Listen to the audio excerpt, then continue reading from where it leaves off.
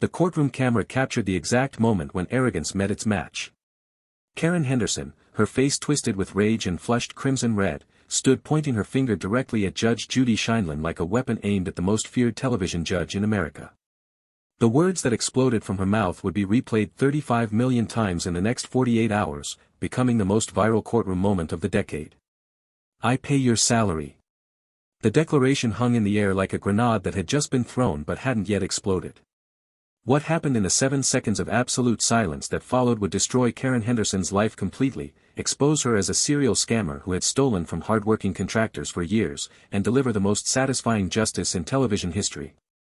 But here's what makes this story absolutely insane. Karen didn't just lose her case. She didn't just get embarrassed on national television. What Judge Judy did to her in the next 3 minutes was so devastating, so brutally precise, so perfectly executed that it became a masterclass in how authority destroys entitlement. Because Judge Judy had been setting a trap from the very first question, and Karen Henderson had walked right into it with the confidence of someone who had never faced real consequences for her behavior. Before we show you the complete annihilation of the most entitled Karen ever caught on camera, you need to understand exactly who this woman was and why this moment had been building for years.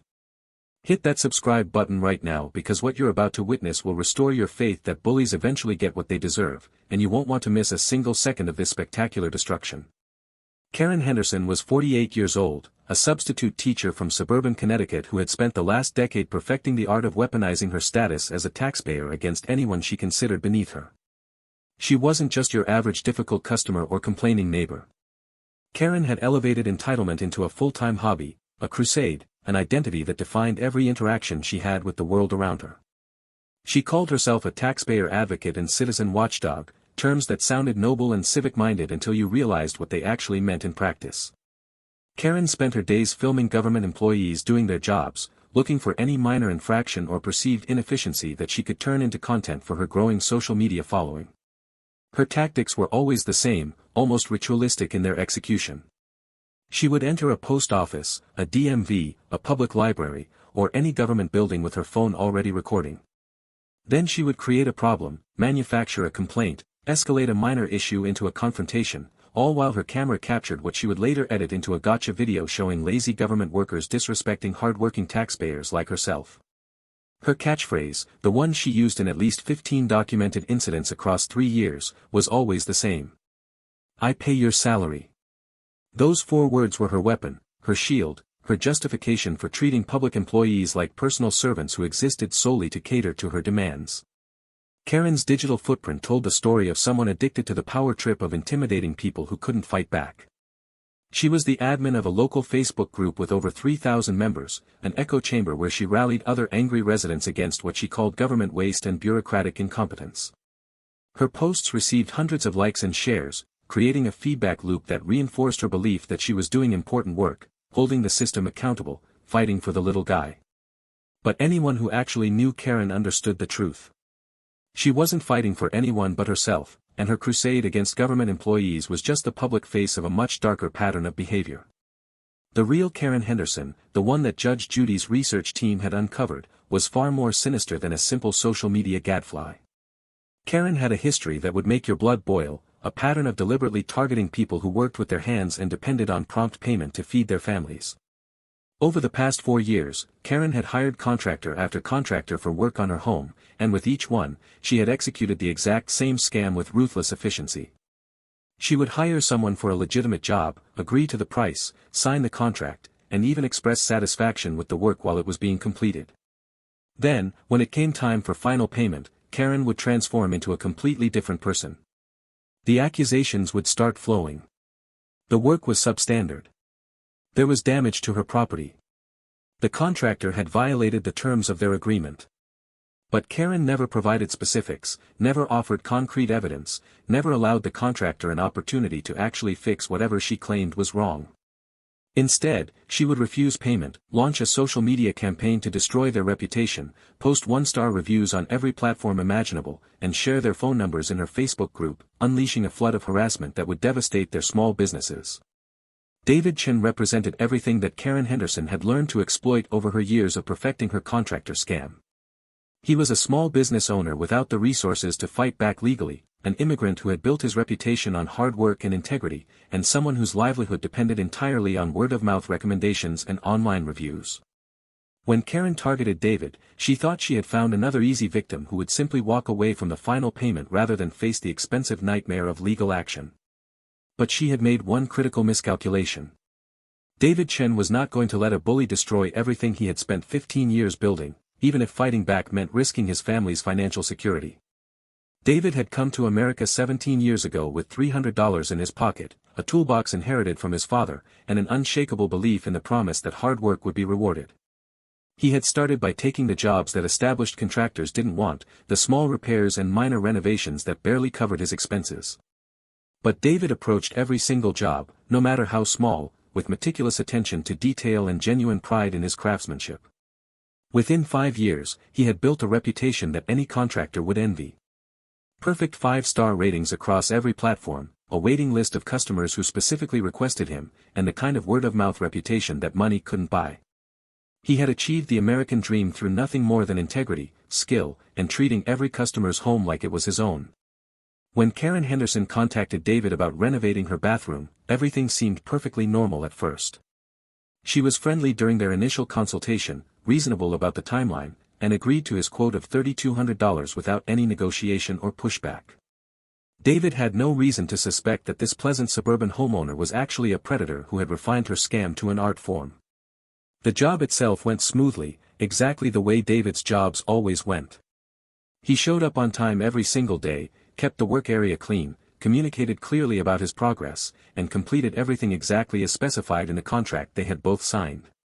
The new bathroom looked beautiful, everything Karen had asked for and more. During the final walkthrough, Karen had smiled and nodded, expressing what seemed like genuine satisfaction with the quality of David's work. She took photos of the completed bathroom, commenting on how much better it looked than she had even imagined. David left that day believing he had just completed another successful project and earned another 5-star review.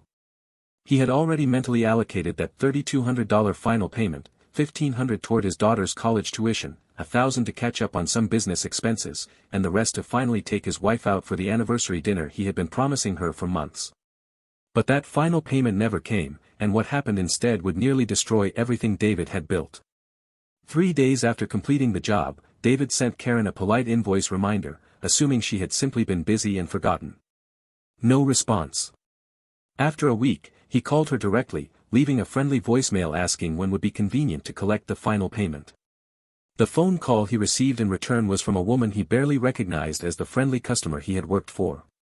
Karen's voice was cold, aggressive, and accusatory.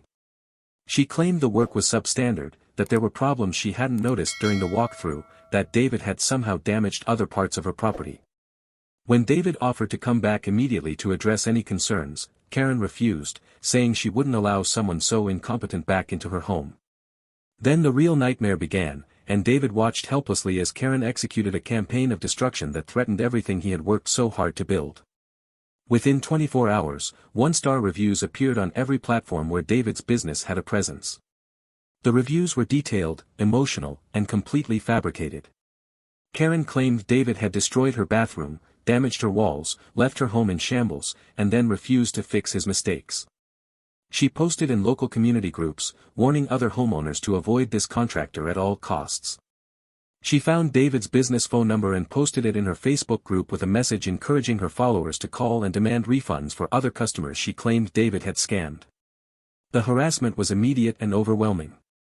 David's phone rang constantly with angry calls from strangers who believed Karen's lies. His email inbox filled with hateful messages.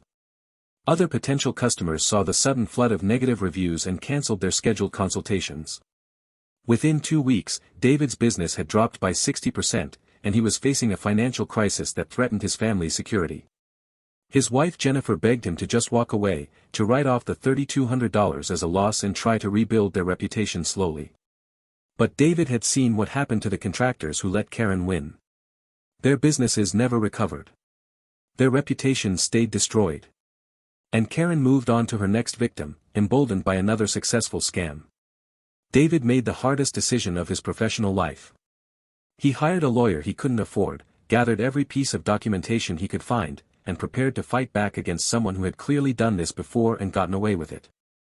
What Karen Henderson didn't know, what she couldn't have possibly anticipated as she prepared her performance for national television, was that Judge Judy Sheindlin had already seen through her entire scheme before Karen even walked through the courtroom doors.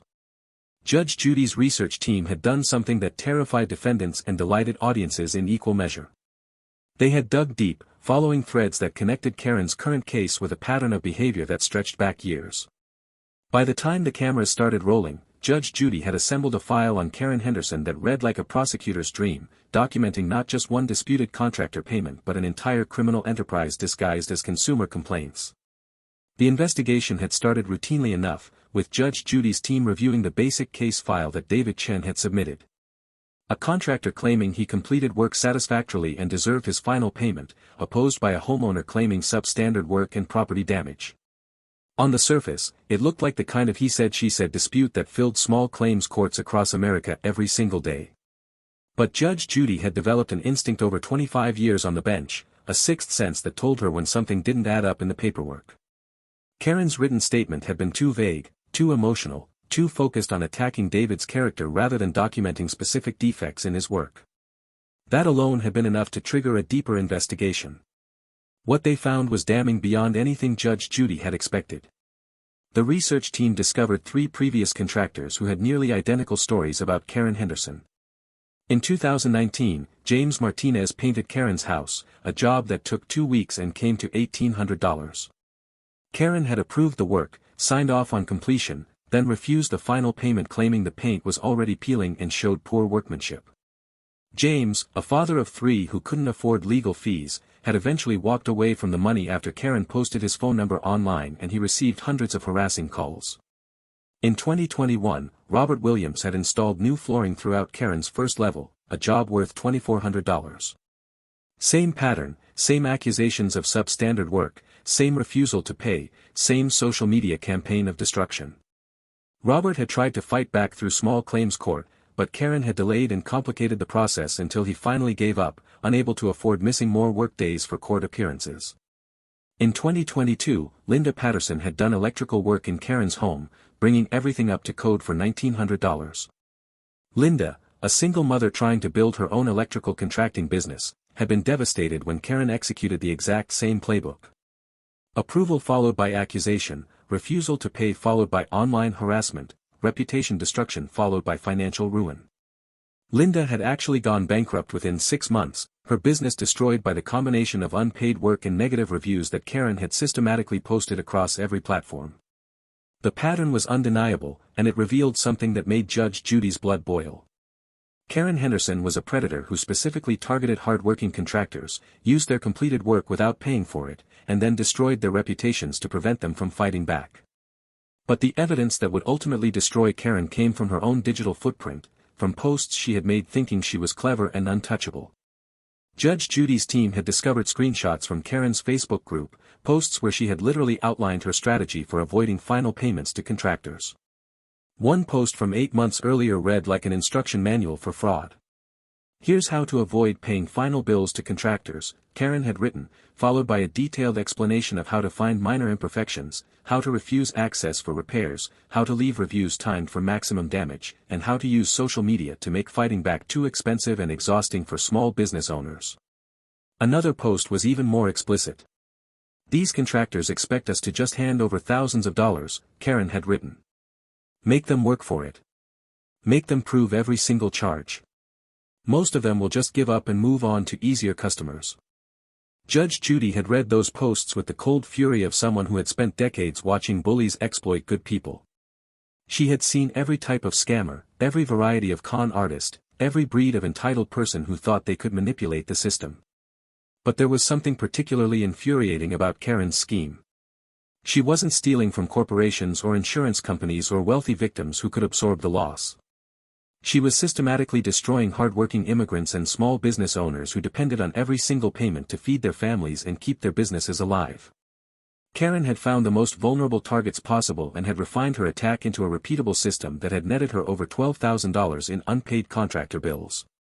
The trap Judge Judy had prepared was surgical in its precision. She would let Karen present her case first, let her build up her false confidence, let her perform her rehearsed outrage about substandard work and damaged property. Judge Judy would ask simple questions that seemed routine, drawing Karen deeper into her web of lies. Then, when Karen inevitably revealed her true character through arrogance and disrespect, Judge Judy would spring the trap with evidence that Karen had no idea existed. The Judge Judy courtroom buzzed with its familiar energy as the cameras rolled and the audience settled into their seats, expecting another routine small claims case to unfold before their eyes. David Chen sat at the plaintiff's table, his hands folded carefully over a thick folder of documentation he had spent weeks organizing. Every receipt, every text message, every photograph of his completed work was arranged in chronological order, ready to prove that he had done exactly what Karen Henderson had hired him to do. Across from him, Karen sat with the posture of someone who had already won, her designer handbag positioned prominently on the table beside her, her expression radiating the kind of confidence that comes from years of getting away with exactly this type of behavior. Judge Judy opened the proceedings with her characteristic directness, cutting through any potential theatrics with the efficiency of a surgeon making the first incision. "Mr. Chen, you're suing Miss Henderson for $3,200, claiming she refused to pay you for bathroom renovation work that you completed according to contract. Tell me what happened." David's testimony was calm and methodical, walking Judge Judy through the timeline of events with the precision of someone who had lived every moment of this nightmare. He explained the initial consultation, the signed contract with Karen's approval of all specifications, the 2 weeks of work completed on schedule, and the final walkthrough where Karen had expressed complete satisfaction. He showed photographs of the completed bathroom, texts from Karen praising his attention to detail, and the signed contract that clearly outlined the payment schedule. When it was Karen's turn to respond, the transformation was immediate and theatrical. Her voice took on the tone of someone who had been grievously wronged, dripping with the kind of performance that had clearly worked on previous victims. "Your Honor, this man completely destroyed my bathroom through pure negligence and incompetence." But when Judge Judy asked for specifics about what exactly was wrong with the work, Karen's answers became vague and evasive. The tile work was uneven, she claimed, though she couldn't point to specific tiles in the photographs. The plumbing made strange noises, she insisted, though she had no recordings or expert testimony to support this. The grout was already cracking, she declared, though the photos David had taken showed perfect workmanship. Judge Judy's questions became more pointed, more precise, designed to expose the contradictions in Karen's story. "Miss Henderson, you texted Mr. Chen 3 days after completion saying the bathroom exceeded your expectations. Why would you say that if the work was substandard?" Karen's response revealed her first flash of arrogance that would ultimately destroy her. "Well, I was being polite, Your Honor. I didn't want to be rude. But I noticed problems later." The answer made no sense, and Judge Judy pressed harder. "You noticed tile work was uneven after you said it exceeded your expectations. You discovered plumbing problems after praising his attention to detail." Karen's face began to flush as she realized these questions weren't going the way she had planned. The turning point came when Judge Judy asked the question that Karen should have anticipated but somehow didn't. "Miss Henderson, have you had disputes with other contractors in the past?" The courtroom went quiet as Karen visibly stiffened, her confident posture cracking slightly. "That's irrelevant to this case, Your Honor." Judge Judy's response was ice cold. "I'll decide what's relevant in my courtroom. Answer the question." Karen shifted uncomfortably, her hands gripping the edge of the table. "Once or twice, maybe. There were contractors who did poor work." Judge Judy leaned forward slightly, her eyes locked on Karen with the intensity of a predator who had just spotted weakness in her prey. "Define once or twice for me, Miss Henderson. How many contractors have you refused to pay final payments to?" Karen's anger was building now, her face reddening as she realized she was being backed into a corner she couldn't escape from. "I don't see what this has to do with this specific case." Judge Judy's voice cut through the courtroom like a blade. "Answer the question, Miss Henderson. How many?" Karen stood up abruptly, her chair scraping against the floor with a sound that made several audience members jump. "You know what? I don't have to tolerate this kind of harassment in a courtroom. This is clearly biased against me as a consumer." Judge Judy's command was simple and absolute. "Sit down, Miss Henderson." But Karen had reached the point of no return, the moment where years of getting away with her scam had convinced her that she could intimidate anyone, even America's most feared television judge. Karen's voice rose to a shout that echoed through the courtroom and would be replayed millions of times across every social media platform within hours. "No.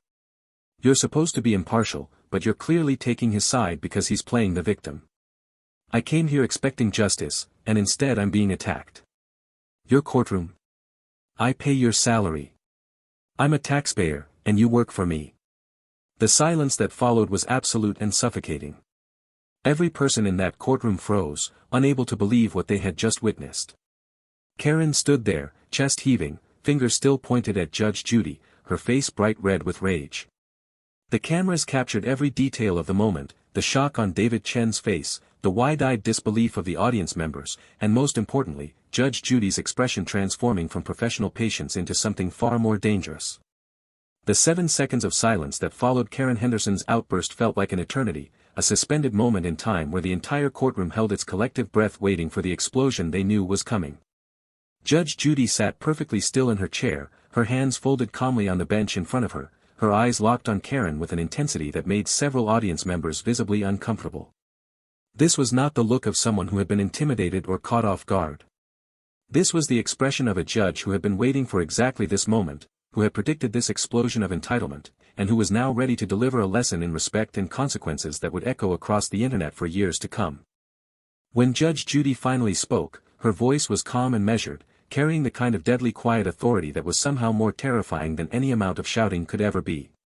Miss Henderson, let me educate you about something, since you clearly need the instruction. You don't pay my salary.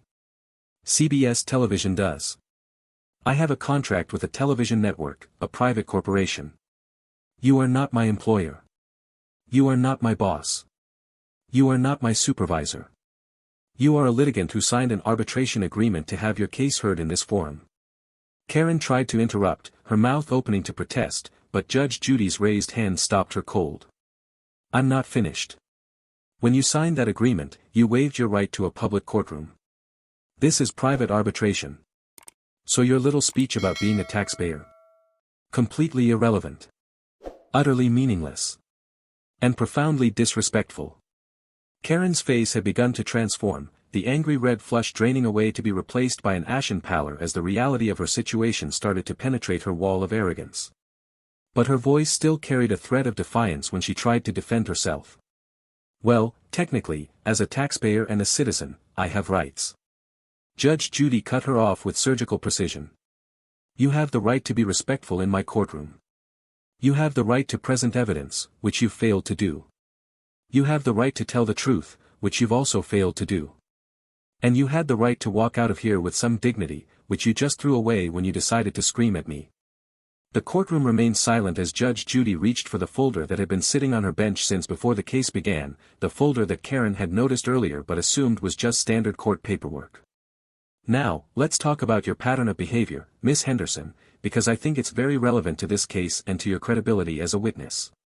Judge Judy opened the folder with deliberate slowness, building the tension as she pulled out document after document. In 2019, you hired James Martinez to paint your house. The job came to $1,800. You approved his work, then refused the final payment, claiming the paint was already peeling. James Martinez walked away from that money after you posted his phone number online and he received hundreds of harassing calls. Karen's mouth fell open, her eyes widening as she realized that Judge Judy knew everything, that the trap had already been set before she even walked into the courtroom. That was a legitimate dispute, she stammered weakly. He did poor work. Judge Judy continued without acknowledging the interruption. In 2021, you hired Robert Williams to install flooring. $2,400. Same pattern. Approval, then accusation. Refusal to pay, then online harassment. Mr. Williams tried to fight back through small claims court, but you dragged out the process until he couldn't afford to miss any more work. Karen's hands were shaking now, gripping the edge of the table as her carefully constructed facade crumbled. In 2022, Linda Patterson did electrical work in your home for $1,900. A single mother trying to build her business. You destroyed her completely. She went bankrupt within 6 months because of the unpaid work and the negative reviews you systematically posted across every platform you could find. The audience gasped audibly as the scope of Karen's scam became clear. This wasn't about one disputed payment. This was about a serial predator who had been systematically stealing from hardworking contractors for years. But Judge Judy wasn't finished with her destruction. That's $6,100 in refused payments before we even get to Mr. Chen's case. That's a pattern, Miss Henderson. That's not bad luck with contractors. That's fraud. Karen tried one more desperate defense, her voice cracking. Those were all legitimate disputes. I have the right to refuse payment for substandard work. Judge Judy's response was devastating in its simplicity. Then why don't you have any photographs of this substandard work? Why don't you have any expert testimony? Why don't you have any documentation whatsoever except your own vague accusations? The kill shot came when Judge Judy pulled out the final pieces of evidence, printouts of Karen's own social media posts that her research team had discovered and preserved. But here's what really tells me everything I need to know about you, Miss Henderson. These are posts from your Facebook group. Judge Judy held up the first printout, her voice dripping with contempt as she read Karen's own words back to her. Here's how to avoid paying final bills to contractors. You literally wrote an instruction manual for fraud. Another post, and Judge Judy read it with deliberate emphasis. These contractors expect us to just hand over thousands of dollars. Make them work for it. Make them prove every single charge. Most of them will just give up and move on to easier customers. The courtroom erupted in gasps and murmurs of disbelief. Karen's face had gone completely white, her earlier confidence and rage replaced by pure horror as she realized that her own words, her own posts, her own digital footprint had destroyed any credibility she might have had. Karen Henderson's transformation from aggressive bully to broken defendant happened in the span of seconds, her entire body language collapsing as the weight of Judge Judy's evidence crushed the arrogance that had carried her through years of successful scams. Her hands trembled visibly as she gripped the table, no longer for emphasis or dramatic effect, but because she genuinely needed the support to stay upright. The woman who had strutted into the courtroom believing she would humiliate another contractor on national television was now facing the devastating reality that she had been exposed as a serial fraud in front of millions of viewers. Her mouth opened and closed several times, trying to form words that might somehow salvage the situation, but nothing she could say would undo the damage of her own posts being read back to her in Judge Judy's contemptuous tone. Wait, Karen finally managed to stammer, her voice completely stripped of its earlier aggression. Those posts, they were just venting. I didn't actually mean. Judge Judy's interruption was swift and merciless. You didn't mean the instruction manual on how to defraud contractors. You didn't mean the admission that you target people until they give up. Miss Henderson, these aren't jokes. These aren't exaggerations. These are confessions. You documented your own criminal enterprise and posted it publicly because you thought you were clever and untouchable. Karen's face crumbled completely as tears began streaming down her cheeks, her carefully applied makeup running in dark streaks that the cameras captured in unforgiving detail. Please, Your Honor, she sobbed, all pretense of dignity abandoned. I didn't know this would.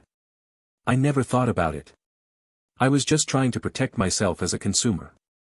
Judge Judy's expression showed no sympathy, no softening in the face of Karen's tears. You weren't protecting yourself.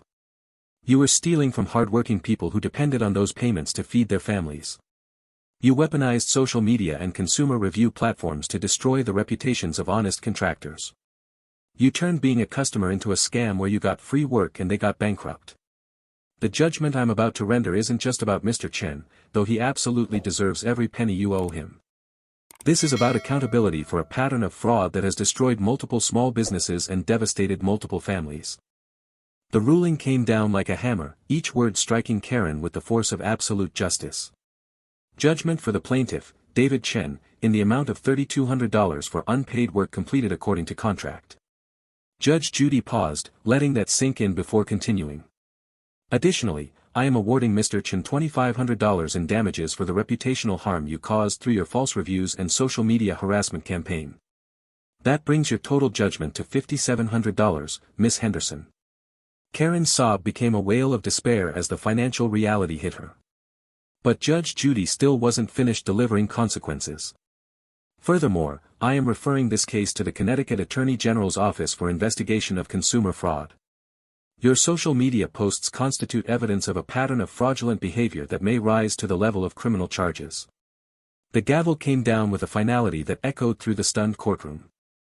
David Chen sat motionless for a moment, barely able to process that after months of harassment and financial devastation, he had not only been vindicated but awarded more than he had even asked for.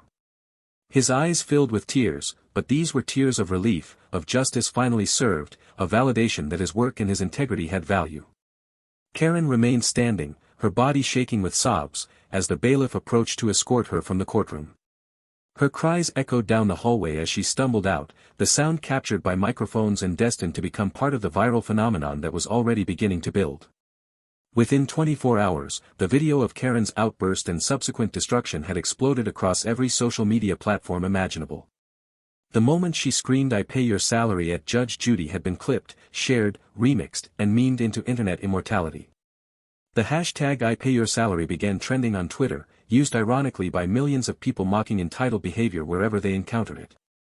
The view count climbed rapidly, 5 million in the first 6 hours, 15 million by the end of the first day, 35 million within a week. Karen Henderson had achieved the fame she had always craved through her social media crusade, but not in any way she could have imagined. The consequences in Karen's real life were swift and devastating. Her substitute teaching position was terminated within 48 hours, with the school board citing a pattern of harassment toward colleagues that previous complaints had documented but never resulted in action. Her Facebook group was shut down after mass reporting, thousands of people flagging it for promoting fraudulent activity. The 3 contractors she had previously scammed, emboldened by seeing Karen exposed on national television, filed civil suits demanding payment plus damages. James Martinez, Robert Williams, and Linda Patterson had all lived with the shame and financial devastation of being Karen's victims, but now they had evidence and momentum on their side. The Connecticut Attorney General's office opened a formal investigation, and local news stations picked up the story, running segments about the substitute teacher turned serial scammer who had been destroyed by Judge Judy. David Chen's business experienced the opposite transformation, with consultation requests flooding in from customers who had seen him vindicated on television.